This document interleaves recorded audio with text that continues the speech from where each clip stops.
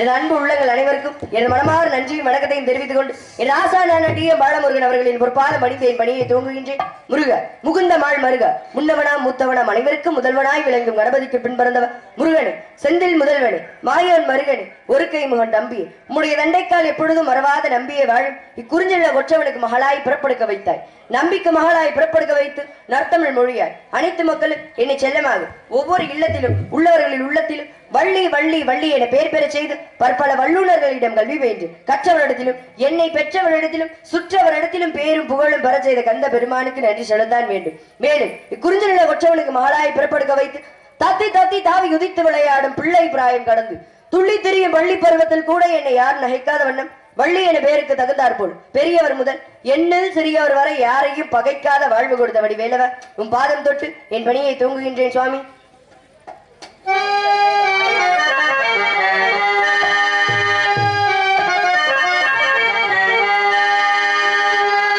அழகான பழனிமலை ஆண்டவா, அழகான பழனிமலை ஆண்டவா, அனுதினமும் பாடவதி நீலவா,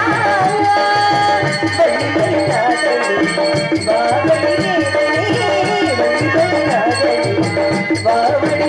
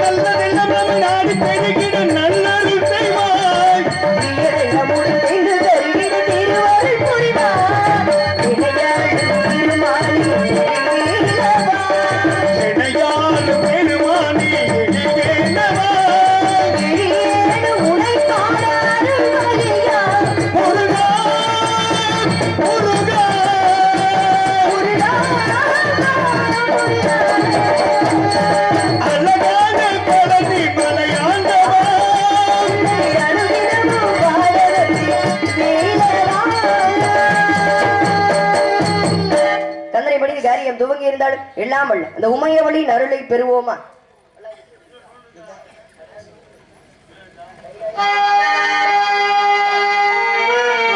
மாணிக்கம் விற்றார், விறகு விற்றார், இருக்கு இல்லையா? அப்பேற்பட்ட அந்த பரம்பொருளின் அருளை பெறுவோமா?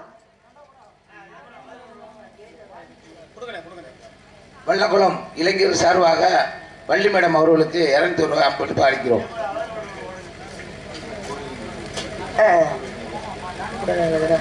அன்பளிப்பு கொடுத்த அன்பு உள்ளத்திற்கு எனது சார்பாகவும் எனது நாடக குழு சார்பாகவும் நன்றி நன்றி கடந்த வணக்கம். எத்தனையோ கலைகள் வந்தாலும் நாடக கலையை இன்னும் வளர வைத்துக் கொண்டிருக்கும் ஊர் பொதுமக்களுக்கும் ரசிக பெருமக்களுக்கும் இளைஞர்களுக்கும் நன்றி நன்றி கடந்த வணக்கம். நன்றி நன்றி நன்றி.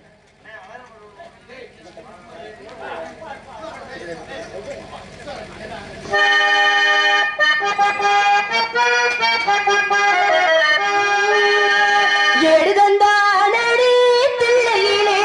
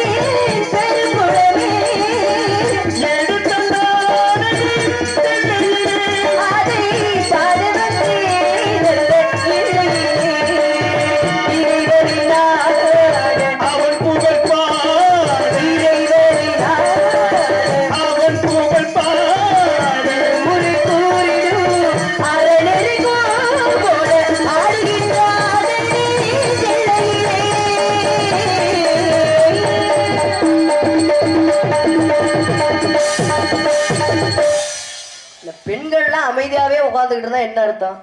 ஏதாச்சும் ஒண்ணு பேச்சு பிடிச்சிருந்தா பேச்சுக்கு கை தட்டணும். பாட்டு பிடிச்சிருந்தா பாட்டுக்கு கை தட்டணும். அப்பதான் அடுத்த வருஷம் வரும்போதோ ஏதோ ஒரு கலைஞர்கள் வரும்போதோ நம்ம ஊருக்கு வரும்போது ஆசை வரும். இப்ப நல்லா ரசிங்கப்பா இந்த கூட்டத்துல, இந்த ஊர் நல்லா ரசிப்பாங்க அப்படின்னு சொல்லி சந்தோஷமா இருக்கும். நீங்க இப்படி அமைதியாவே உட்காந்துட்டா என்னத்த உங்ககிட்ட எல்லாம் தொழில் பண்ணி ஏதோ தொழில் பண்ணிட்டு போன போது ஆசையா தொழில் பண்ண சந்தோஷமா தொழில் பண்ணோன்னா 2 கை கடவுள் கொடுத்துருக்காருல்ல. அப்ப பாடும்போது கலைஞர்களை சந்தோஷப்படுத்தணும், உற்சாகப்படுத்துறதுனால ஒன்றும் தப்பு இல்லையே. உங்களுக்காக தானே வந்திருக்கோம் எல்லாரும். அப்புறம் கை தட்டாமலே அமைதியா உட்காந்தே என்ன அர்த்தம்?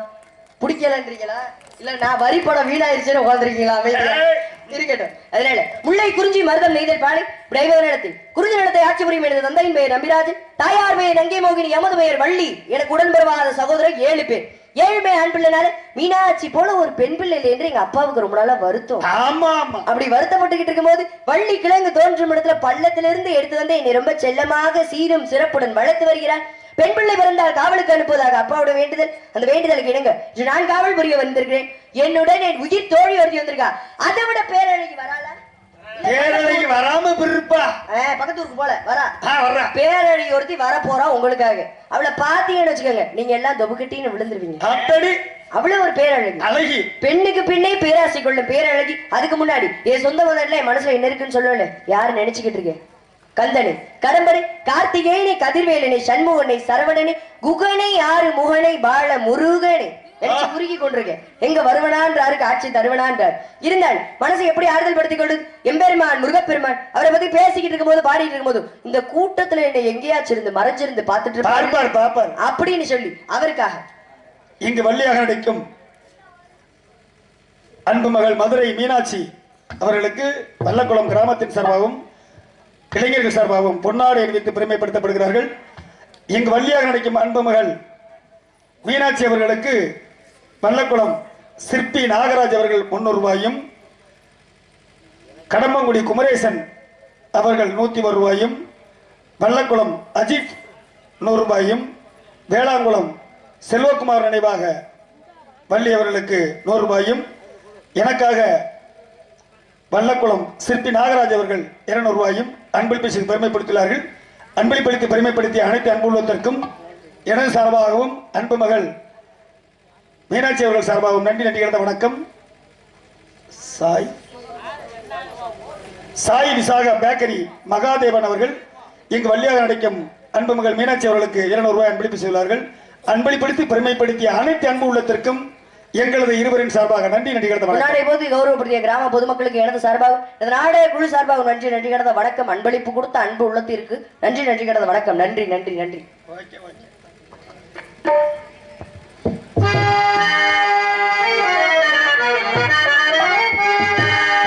மறைந்திருந்தே பார்க்கும் மர்மம் என்ன?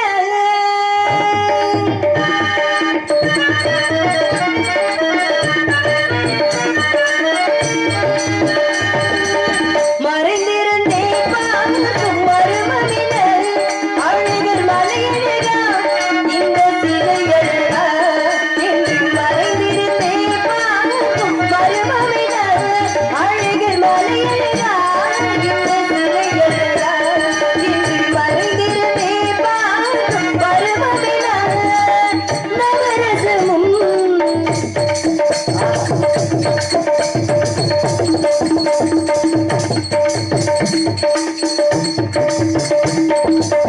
முகத்தில் நவரசமும் மலர்ந்திருக்கும் முகத்தில் நவரசமும் செக்கச் சிவந்திருக்கும் இதழில் கணிரசமும் மலர்ந்திருக்கும் முகத்தில் நவரசமும் செக்கச் சிவந்திருக்கும் இதழில் கணிரசமும் கண்டு மறைந்திருந்தே பார்க்கும் மர்மம் என்ன?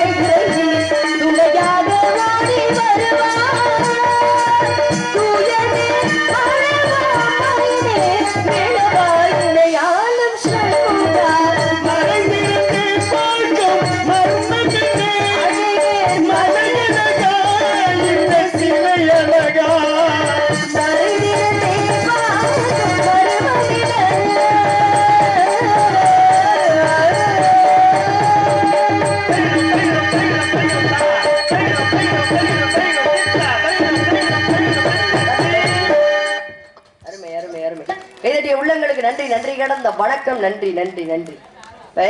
முருகனுக்கு அறுபடை வீடு இருந்தாலும் இப்படிலாம் அவரை பத்தி நான் நினைச்சிட்டு தான். திருச்செந்தூர் இருக்கு இல்லையா, திருச்செந்தூருக்கு என்ன சிறப்பு இருக்கு அப்படின்னா, எல்லா படை வீடுக்கும் 6 படை வீடுக்குமே சிறப்பு இருக்கு. உங்க திருச்செந்தூர்ல கடல் இருக்கு இல்லையா, இப்ப சுனாமி வந்தப்ப கடல் இருக்க எல்லா பகுதிக்குமே சுனாமி வந்துச்சு, மழை பெஞ்சு. ஆனா திருச்செந்தூர்ல மட்டும் சுனாமி வரும்போது கடல் 200 அடி பின்னாடி போச்சான். என்ன காரணம் அப்படின்னா, திருப்புகழ்ல சொல்லப்பட்டது, சூரபதுமனை வதம் செய்யும் போது சூரபதுமன் ஆகப்பட்டவன் கடல்ல போய் ஒளிஞ்சானா. அப்படி கடல்ல போய் ஒளியும் போது முருகப்பெருமான் வேலை எடுத்து விட கடலாகப்பட்டது பின்னாடி போச்சா. இப்ப இன்று வரையிலுமே என்ன மழை பெஞ்சாலும், எந்த இடத்துல என்ன ஆபத்து வந்து சுனாமி வந்தாலும், இந்த திருச்செந்தூருக்கு மட்டும் எதுவுமே ஆகிறது கிடையாது. கடல் பின்னாடி போச்சுன்னா அப்ப இதை விட என்ன வேணும்? கலியுகத்துல ஒரு தெய்வம் இருக்குன்னு சொல்லிட்டு, ஆனா எந்த காரியம் செஞ்சாலும், எந்த தொழில் செஞ்சாலும் கொஞ்சமாச்சும் கடவுளுக்கு பயப்படணும். அப்பதான் வாங்குற காசு அந்த தொழிலை உண்மையா பார்க்கணும். அப்பதான் வாங்குற காசு உடம்புல ஒட்டும் இருக்கு இல்லையா, ஏமாத்திட்டு போல அப்படின்னு நினைச்சா அது தொழில் தெரியலையா, அதை கத்துக்கிட்டு வந்தாச்சும் செய்யணும். 10 பேரோட உயிரை போட்டு வாங்க கூடாது இருக்கு இல்லையா, 10 ஊருக்கு போகணும் நம்மளும். அதனால அப்படிலாம் இருக்கக்கூடாது. இந்த பழமொழி அதே மாதிரி சொல்லுவோம். ஏதாச்சும் ஒண்ணு நடந்தா பழமொழி சொல்லுவோம். என்ன சொல்லுவோம்? சட்டியில இருந்தா தானே அகப்பையில வரும்னு ஒரு பழமொழி சொல்லுவோம். சட்டியில இருந்தாதானே அகப்பையில வரும்ன்ற பழமொழி எதுக்கு சொல்றோம்? என்ன காரணம்? அப்பா கிட்ட இருந்தாதானே அந்த பிள்ளைக்கு வரும் அந்த பழக்கம் அப்படின்றதுக்காக சொல்லுவோம். ஆனா எதுக்காக சொல்றோம்? உண்மையான அந்த பொருள் என்ன அப்படின்னா, சஷ்டியில் விரதம் இருந்தால் கருப்பையில் குழந்தை வரும் என்பது பழமொழி. குழந்தை இல்லாதவங்க முருகப்பெருமானுக்கு சஷ்டி என்று விரதம் இருந்தோமானால் கருப்பையில் குழந்தை வரும் என்பதே பழமொழி. இப்படி ஒரு பழமொழி இருக்கு. இன்னொன்னு, சோறு கண்ட இடம் சொர்க்கம்னு ஒரு பழமொழி சொல்லுவோம். சோறு கண்ட நிறைய சாப்பிட்டுட்டு சோறை பார்த்தா அங்கேயே படுத்து தூங்கிடுவேன் அப்படின்றதுக்காக சோறு கண்ட இடம் சொர்க்கம் அப்படின்னு சொல்லி ஒரு பழமொழி சொல்லுவோம். அதை எதுக்காக சொல்றோம்? என்ன காரணம் அப்படின்னா, ஐப்பசி மாதம் என்று வரக்கூடிய பௌர்ணமி என்று சிவபெருமானுக்கு வந்து அன்னாபிஷேகம் பண்ணுவாங்க. அந்த அன்னாபிஷேகத்தை பார்க்கிற எல்லாருமே சொர்க்கத்துக்கு போவதாக ஐதீகம். அப்ப அதை பார்த்தோம் அப்படின்னா சொர்க்கத்துக்கு போவன்றது ஐதீகம். அதனாலதான் சோறு கண்ட இடம் சொர்க்கம்னு சொல்லி அந்த சிவபெருமானோட ஐப்பசி மாதம் வர அந்த பௌர்ணமி என்று அவருக்கு பண்ற அன்னாபிஷேகத்தை பார்த்தோமானால் சொர்க்கத்துக்கு போவன்றது ஐதீகம். அதே மாதிரி சிவபெருமான வணங்குற எல்லாருமே வம்சத்துல ஒரு ஆளு சிவபெருமான கும்பிட்டாலுமே அந்த வம்சமே சொர்க்கத்துக்கு போகன்றதும் ஐதீகம் இருக்கு இல்லையா. அப்பேற்பட்ட எல்லாரும் காதலிச்சாங்க. இப்படி எல்லாம் இருக்குது. இந்த புண்ணியம் பண்ண ஒரு வார்த்தை சொல்றாங்கல்ல, புண்ணியம் பண்றதுனா என்ன? புண்ணியம் பண்றதுனா என்ன? இல்ல, மத்தவங்களுக்கு வந்து உதவி பண்றது புண்ணியம்னு சொல்லுவாங்க. அது தானத்துக்கு தர்மத்துக்கு நிறைய பேருக்கு வித்தியாசம் தெரியாது. தானம் என்ன, தர்மம் என்னன்னு தெரியாது. தானம் வேற, தர்மம் வேற. தானம் என்பது கேட்டு கொடுப்பது, தர்மம் என்பது கேட்காமல் கொடுப்பது. ஏன்னா அன்று எல்லாமே கர்ணனாகப்பட்டவனை ஏன் குடைவள்ளல்னு சொல்றோம் அப்படின்னா, அவன் எதையுமே கேட்காம கொடுத்தான், அதனாலதான் அவனை குடைவள்ளல்னு சொல்லுவோம். ஆனா கடைசியா கொடுத்தானே கிருஷ்ண பரமாத்மாக்கு, கர்ணா உன்னோட புண்ணியத்தை எல்லாம் என்கிட்ட கொடுப்பா அப்படின்னு சொல்லி கேட்கும் போது அந்த புண்ணியத்தை எல்லாம் கொடுத்தான்ல, அதுக்கு ஒரு புண்ணியம் வந்து சேரணுமே, ஏன் சேரல? என்ன காரணம் அப்படின்னா, கேட்டுதானே கொடுத்தான். கேட்காம கொடுத்தாதான் புண்ணியம் வந்து சேரும். கேட்டு கொடுத்ததுக்கு எப்படி புண்ணியம் வந்து சேரும்? இருக்கு இல்லையா. அதே மாதிரிதான் இது கூட ஒரு புண்ணிய கணக்குல இருக்குன்னு தெரிஞ்சுக்கோங்க. என்ன அப்படின்னா, ஒருத்தவங்க நம்ம கிட்ட வந்து கஷ்டத்தை சொல்லும் போதோ இல்ல அழுகும் போதோ அவங்களுக்கு ஆறுதல் வார்த்தை சொல்றோம் பாருங்க, இதெல்லாம் சரியாயிரும் அழுகாதீங்கன்னு சொல்லி, அது கூட ஒரு புண்ணிய கணக்குல போய் சேருமா. கருட புராணத்தில் சொல்லப்பட்டது. ஆனா நம்மளாம் அப்படி பண்ண மாட்டோமே. நம்மளாம் நல்லவங்க. யாராச்சும் அந்த அழுதா என்ன பண்ணுவோம்? அழுகு கொஞ்சம் கொஞ்சம் பாவமா பண்ண, நீ பண்ண பாவத்துக்குலாம் அழுக வேண்டியதான்னு சொல்லி மேலும் மன உளைச்சல் காலாகிட்டுருவோம். தலையை ஆட்டிக்கங்க, அப்படிலாம் பண்ணக்கூடாது இருக்கு இல்லையா. எல்லாரும் காதலிச்சாங்க, நானும் காதலிச்சேன். ஆமா, யார காதலிச்சேன்? முதல்ல நான் பாடுறதுக்கு யாரு காரணம்னு சொல்லிட்டு நான் அப்புறம் யார காதலிச்சேன்னு சொல்றேன். மேல கடமக்குடி சேர்ந்த ராஜா அவர்கள் அன்பு மகள் மீனாட்சி அவர்களுக்கு 100 ரூபாய் அன்பளிப்பு செய்தார்கள். அன்பளிப்பு கொடுத்த அன்பு உள்ளத்திற்கு எனது சார்பாகவும் எனது நாடக குழு சார்பாகவும் நன்றி நன்றி கிடந்த வணக்கம் வணக்கம் வணக்கம்.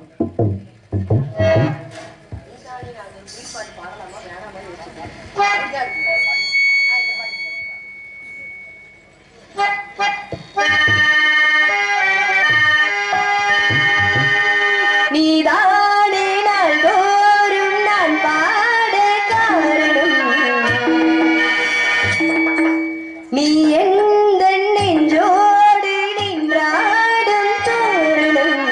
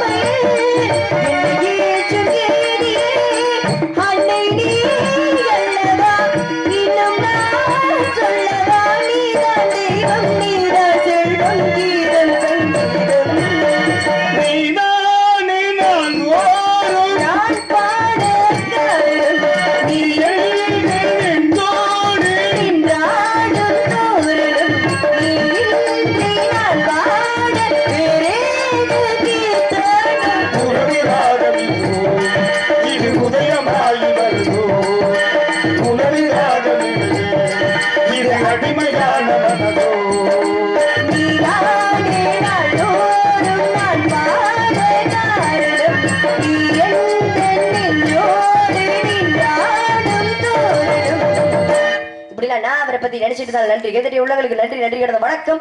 அதனால நீங்க எல்லாம் எத்தனை வயசுல காதலிச்சீங்க? 19.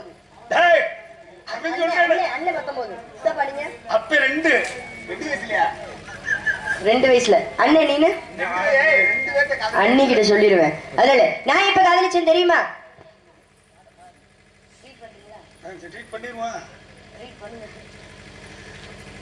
வல்லக்குளம் சிற்பி நாகராஜ் அவர்கள் எங்க வழியாக நடைக்கும் அன்பு மகள் மீனாட்சி அவர்களுக்கு 100 ரூபாய் அன்பளி பேசியுள்ளார்கள். அன்பளி கொடுத்த அன்புள்ளதுக்கு இடத்த சார்பம் நாடக சார்பாக நன்றி நன்றி கிடந்த வணக்கம் வணக்கம். நான் இப்ப காதலிச்சேன் தெரியுமா? 5 வயது அரியா பருவத்தில் எனக்கு வாழ்வு தருவேன் என்று வரம் கொடுத்த அந்த வடிவேலனை 5 வயசுல இருந்து காதலிச்சிட்டு இருக்கேன். உங்களை மாதிரி காதல் கிடையாது, புனிதமான காதல், தெய்வீகமான காதல். இந்த வயசுல காதலிக்கலாமா? அப்ப காதலிக்க கூடாது, வர்ற வயசுல வந்தது ஆகணும். ஆமா, அப்படி கிடையாது. லட்சியம்ன்றது ரொம்ப முக்கியம். ஏன்னா குறிப்பு இல்லாம பேசக்கூடாது, குறிக்கோள் இல்லாம வாழக்கூடாது. அப்படி வாழ்ந்தவங்க எல்லாம் அவங்களும் வாழ்ந்தாங்க, மற்றவர்களையும் வாழ வைத்தாங்க இல்லையா? இப்ப ஒரு காலத்துல பணக்காரனா இருந்தான்ப்பா, இப்ப ஏழை ஆயிட்டான். ஒரு காலத்துல அவன் கலெக்டரா இருந்தான், இப்ப இல்ல. ஒரு காலத்துல அவன் அந்த நிலத்தை வச்சிருந்தான், இப்ப அந்த நிலம் அந்த சொத்து அவங்ககிட்ட இல்ல அப்படின்னு சொல்லி அதெல்லாம் போலாம், சொத்துலாம் போலாம். ஆனா ஒரு காலத்துல அவன் 12வது படிச்சிருந்தான், இப்ப 8வது தான் படிக்கிறான்னு சொல்ல முடியுமா? முடியாது. கற்க கசடர கற்பவை கற்றப்பை நிற்க அதற்கு தகன்னு சொல்லி துணைக்காலே இல்லாம அந்த திருவள்ளுவர் திருக்குறள் எழுதுறாரா. என்ன காரணம்? துணைக்காலே இல்லாம திருக்குறள் எழுத அப்படின்னா, கல்வின்னு ஒரு அறிவு யாருக்கு இருக்கோ அவங்களுக்கு யாரோட துணையும் தேவை கிடையாது அப்படின்றதுக்காக துணைக்காலே இல்லாம அந்த குறள் எழுதுறார். இருக்கு இல்லையா? அந்த கல்வியை மட்டும் யாருமே யாருக்கிட்ட இருந்தும் புடுங்க முடியாது, இருக்குல்ல? அப்பேற்பட்ட கல்வியை எல்லாருமே படிக்கணும்ன்றது என்னோட ஆசை. அதனால எல்லாருமே படிங்க, நிறைய படிங்க. 1 டிகிரிலாம் கண்டிப்பா பத்தாது, 2 டிகிரி படிக்கணும். அதனால நான் எப்ப காதலிச்சேன் தெரியுமா? 5 வயசுல காதலிச்சாலும் கட்டுனா அவர்தான் கட்டுவேன், முருகரை. இல்லனாலும் அவர்தான் கட்டுவேன். இல்லனான்னு கேட்டீங்கன்னா உங்களுக்கு வாயில் தூக்கி போட்டு வெட்ட வேண்டியது கிடையாது. அவர்தான் காதலிச்சவரே கரம் பிடிக்க வேண்டும், நான் ஒரு குறிக்கோளோட வாழ்ந்துகிட்டு இருக்கேன். அதனால அவர் எப்படிதான் நான் நினைச்சிட்டு இருக்கேன் சொல்லவா?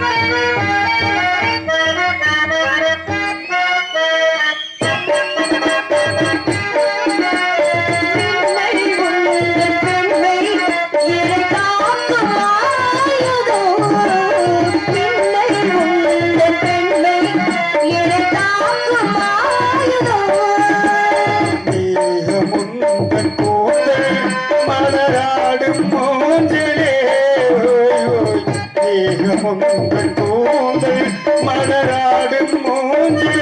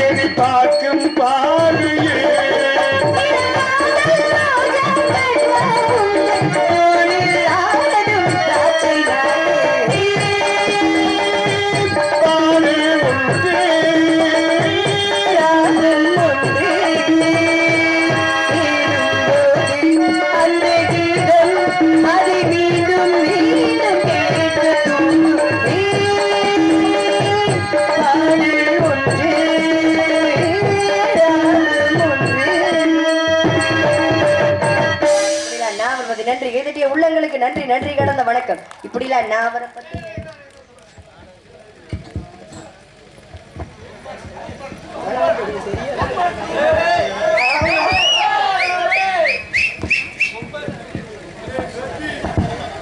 கல்லுகுடி அம்பாள் பிரதர்ஸ் எனக்கு 100 ரூபாயும் வல்லக்குளம் காசி சேர்வை நினைவாக அன்பு மகள் மீனாட்சி அவர்களுக்கு 200 ரூபாய் அன்பளிப்பு செய்துள்ளார்கள். அன்பளிப்பு கொடுத்த அன்பு உள்ளத்திற்கு எனது சார்பாகும் இந்த நாடக குழு சார்பாகும் நன்றி நன்றி கடந்த வணக்கம் நன்றி நன்றி நன்றி. அதனால வந்து இப்படிலாம் நான் அவரை பத்தி நினைச்சுக்கிட்டு இருந்தாலும் குயில் பாட்டு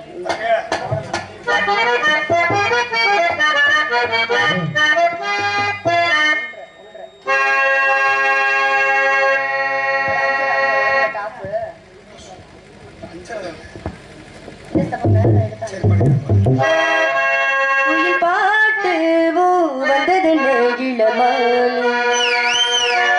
அதை கேட்டு செல்வதங்கி மனம்தான் இன்று வந்த இன்பம் என்னவோ அதை கண்டு கண்டு நெஞ்சு பொங்குதோ குயிலே பாப்போ இனி நான் தானே இனி உண்டாகும் அது